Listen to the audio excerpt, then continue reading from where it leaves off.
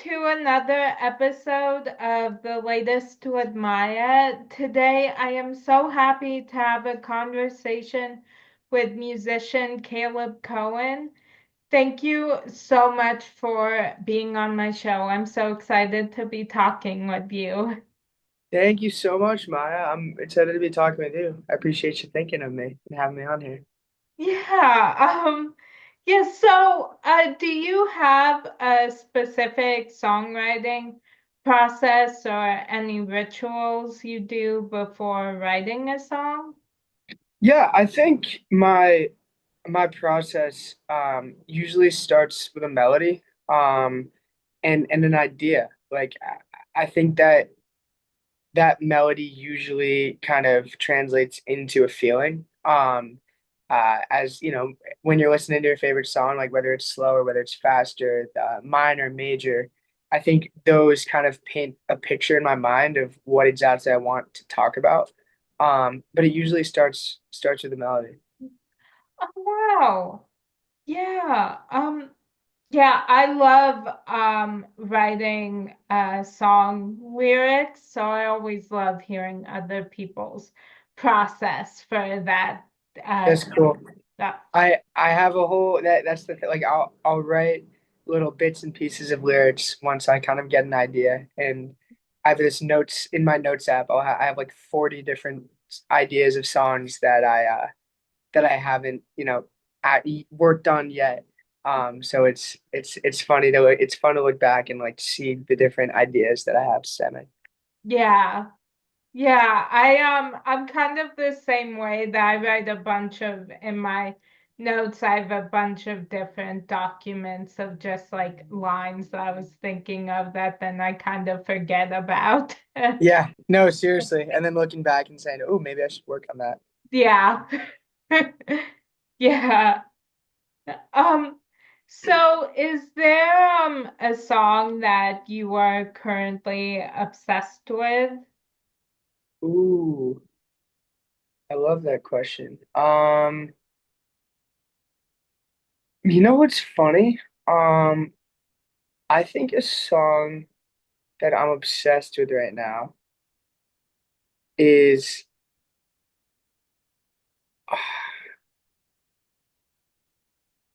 let me think. What's been in my head because I was just playing with him at my pop-up show is the song Better Days by Zach Bryan. It's a good one. It's on his most recent album. And it's just been in my head for the past 2 days.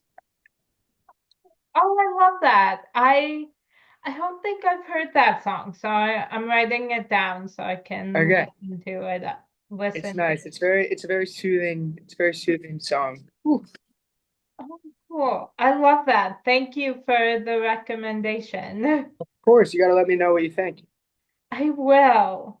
Yeah, I recently the song I just like rediscovered that I was obsessed with, and then I kind of uh got distracted with other music, and now I've like rediscovered it is The Day That the Dance Is Over by Darren Chris. Yeah, yeah.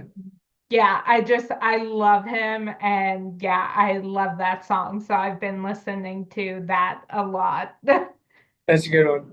I've been listening to Sally when the wine runs out a lot recently as well. Oh yeah. By Oh Role Model. yeah, I love that song. That's great. Yeah.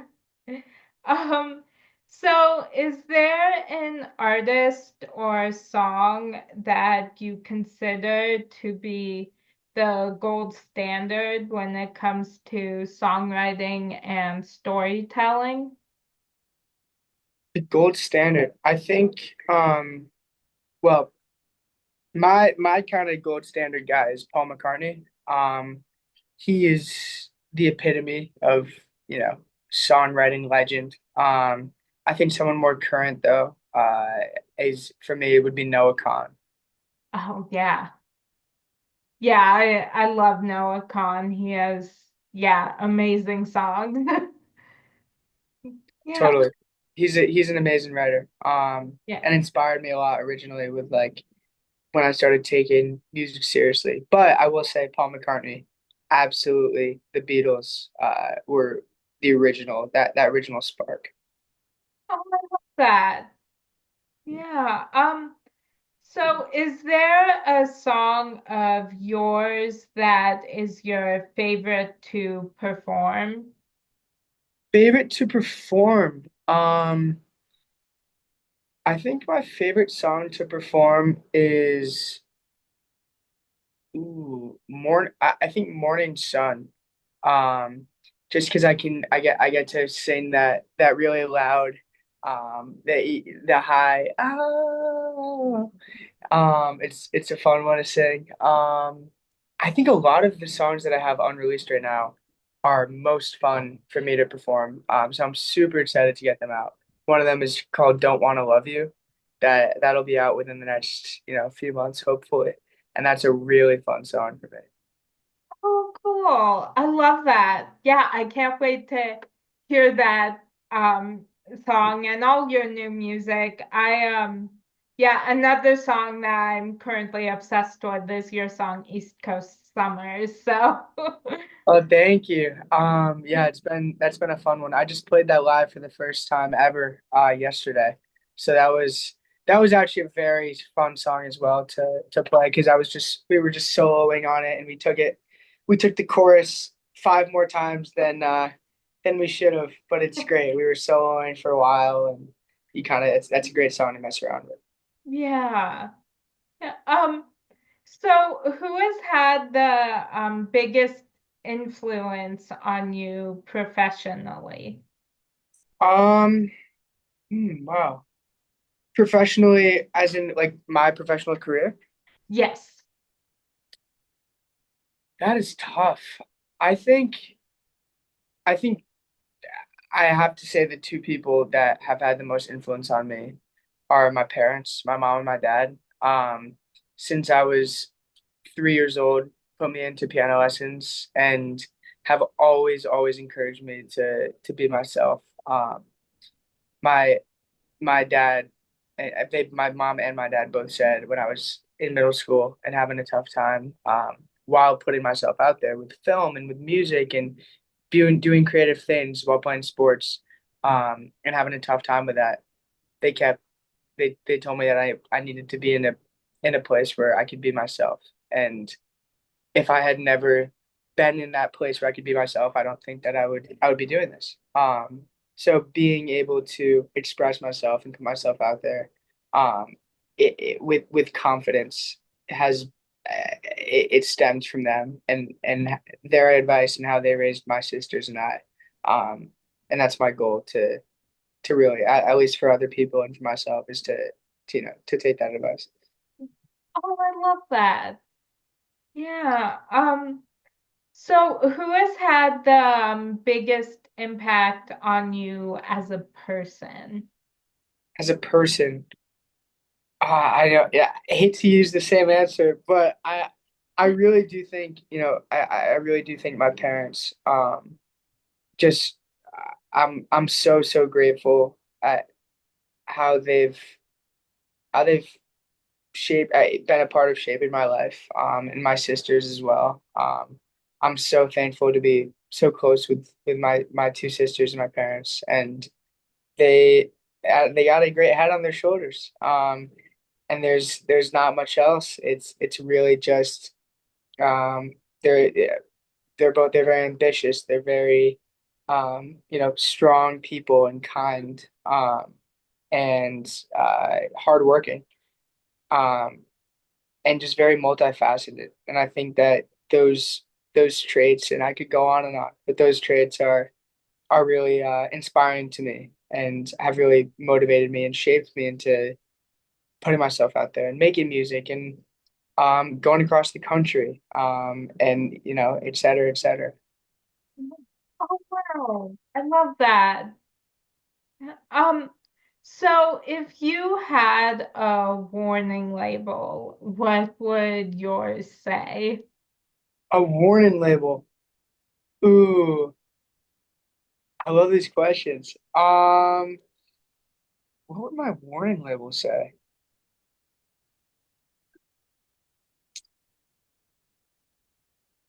I think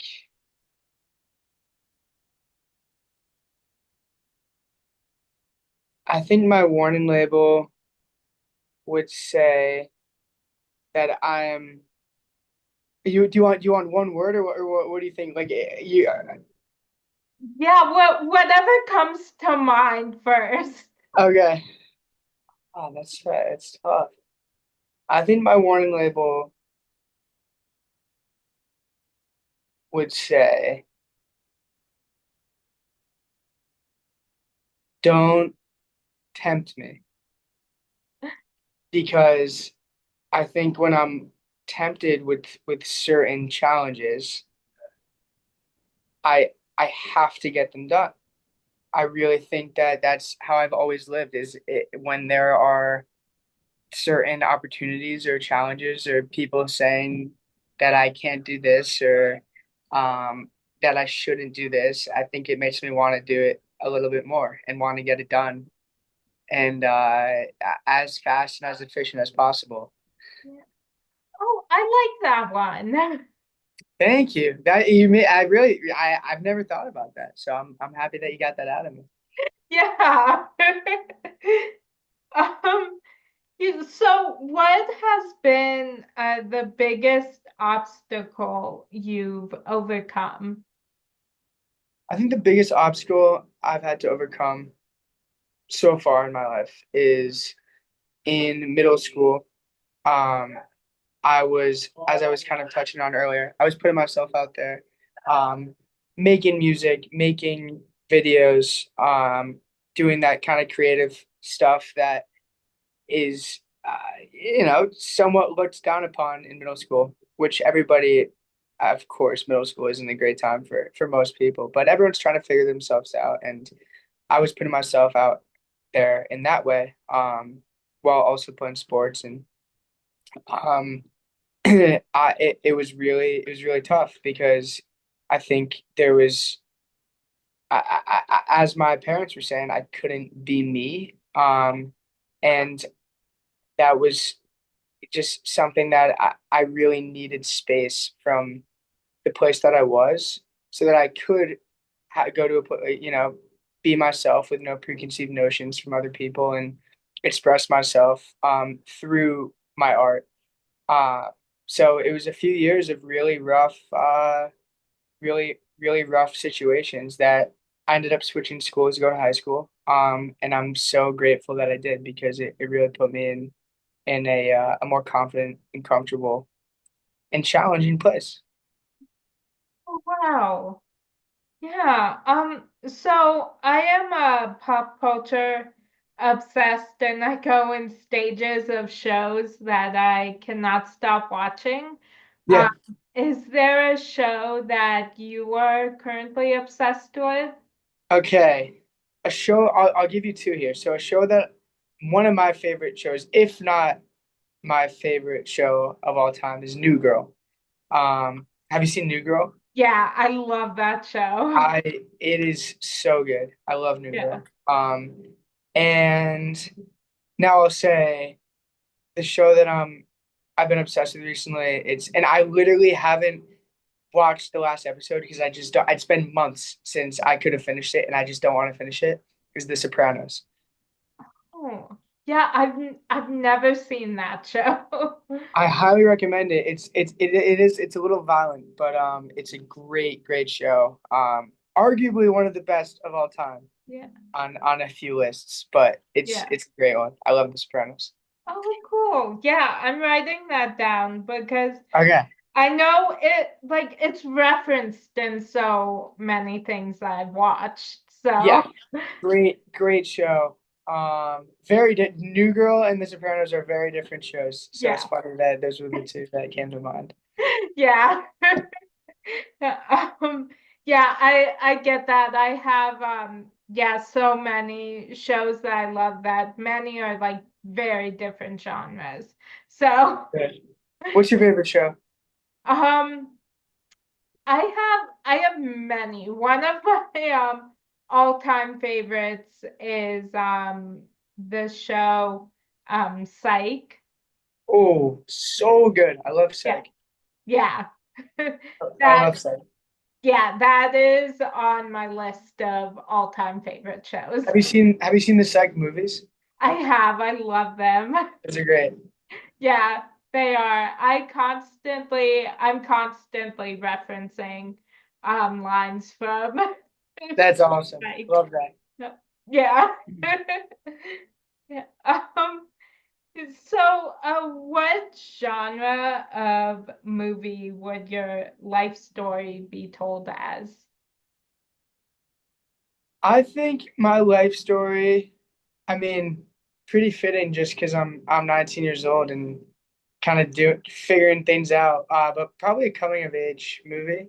Um, I love the those feel good coming of age movies, and I think that I it's funny. I keep thinking I don't know. At every milestone or every cool opportunity that comes up, I keep imagining it from a film perspective. So it's been funny. That's I've been thinking about that actually. Oh, I love that.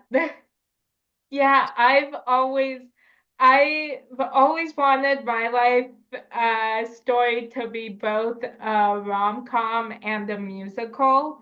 Nice, So nice. I could see a rom. I think a coming of age rom com maybe. I could see yeah, that. I could see yeah, that. yeah, I like that. Yeah. Um, so how do you keep yourself motivated to create even on days when you aren't fully feeling it? I think which I've been experiencing on and off, especially recently, with business meetings and with traveling a bunch. I think motivation to create creating itself comes in many different forms. Creating relationships versus creating music. There's a time and a place for both of those things. In creating many other things, new feelings, experiences. I think that recently I've been a lot of more creating new relationships and experiences, at least traveling, making connections. It's been a lot of meetings. And I haven't had as much time to create new music. But when that's happening, this morning, as an example, I'm in the shower and I start humming something to myself and I accidentally create something new. And there's the new song that I'll probably work on sometime soon. And recording that, writing that one down. I think that when I'm not necessarily motivated to create music, it's because I'm distracted creating other things, and those things will cause me to come back to music. But ultimately, Um, if I'm really, not feeling it, I usually find myself sitting at my piano whenever something's going on and I'm not motivated, I somehow still end up at my piano. Um, so I'll always end up creating something new. That, yeah. Yeah, I always have to keep like a notepad and pen by my bed because I just will randomly have things pop into my head in the middle of the night. So I have to write them Same here. Same down. here. I started keeping a notepad in my car actually, which doesn't make a lot of sense because as I'm driving, I can't really write. But it's when I'm stopped, I'll jot down some notes, and my notes app is constantly being opened and filled with new ideas. Yeah. Yeah. Um, yeah, so, do you have any irrational fears? Rational fears. Irrational fears. Oh. Um.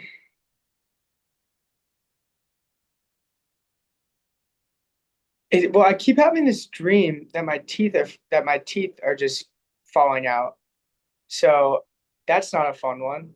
Um, but I wouldn't necessarily call it an irrational fear, but it is really scary when it's the realest dream in the world, and I literally feel like my every time I bite, my teeth fall out. So that's not fun.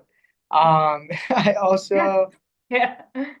I don't know. Sometimes if I'm sick, that I'll never be able to get my voice back. Because it's a kind of a minor detail to what I'm doing. Yeah. But other than that, I don't know. I'm gonna start thinking about my irrational fears. Do you have any irrational fears? Yes, I have many. Yeah. I'd say a big one for me is just germs in like any situation. Yeah. Um, so I was actually there was somebody else who I was interviewing who asked me that I was just like I think the easiest answer is just to say my brain. I think my brain is just one big irrational fear. Yeah, I feel that. Yeah. I feel that. Yeah.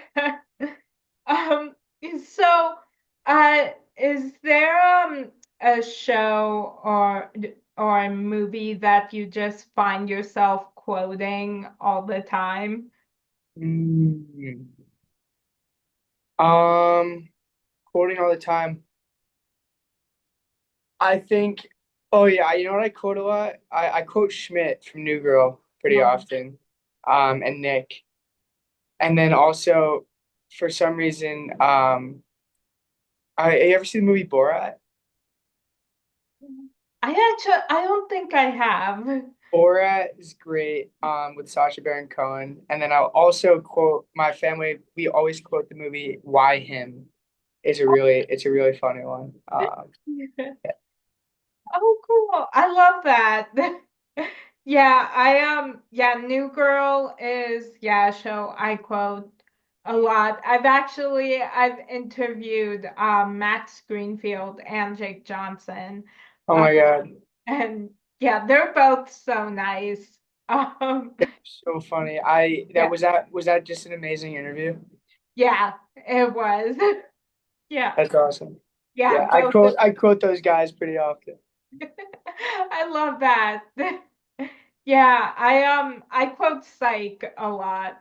Um Yeah, and I also quote Friends and Will and Grace all the time. that's good. That's good. Yeah. Yeah, friends as well. Yeah. Yeah. Um, so I just have one more question for you. Okay. Um, so I love inspiring and motivational quotes. And this week, my favorite quotation is from one of my all-time favorite movies, called The Prom. And it's a distraction is momentary, and escape helps you heal. Is there a quotation that has inspired you lately? Yeah, and I love that quote. I appreciate you sharing that. I a quote that I live by, um, is something that my mom told me from a very young age, and she said, "E- "Do everything in moderation." Um, and I really do think that everybody should do everything in moderation, whether it's going to the gym. Can't go to the gym multiple times every single day, or you're gonna burn out, even though it's a healthy thing. Eating dessert, eat dessert too often, it's becomes unhealthy. Going out, staying in and studying. I think have finding that healthy balance between putting yourself out there, um, while focusing on yourself, in literally every aspect, whether it's what you eat, whether it's work, whether it is relationships. I think doing everything in moderation is something that I've really lived by and found the most success doing. And when I don't feel great, it's usually because I'm not doing everything in moderation. And I owe that to my mother. I love that one. Yeah. Um, well, that was my final question for you. Thank you so much for joining me. I've had so much fun talking with you. Thank you so much for having me, Maya. I really, really, I've been looking forward to this since you first emailed, and I'm happy we've been able to make it work because even though we had to push back a few dates, but I'm so happy that we've been able to talk, and I appreciate you having me on. You. Yeah, thank you so much. I've been so excited to talk with you. And so yeah, thank you so much again. And I hope you have a great rest of your day. I hope you do as well, and yeah, I'm looking forward to chatting again soon. Yeah, I would love that. Whenever you wanna come back on, I would love to talk with you again. Awesome. Well, thank you. I appreciate it. Yeah. And that's a wrap on today's edition of The Latest with Maya.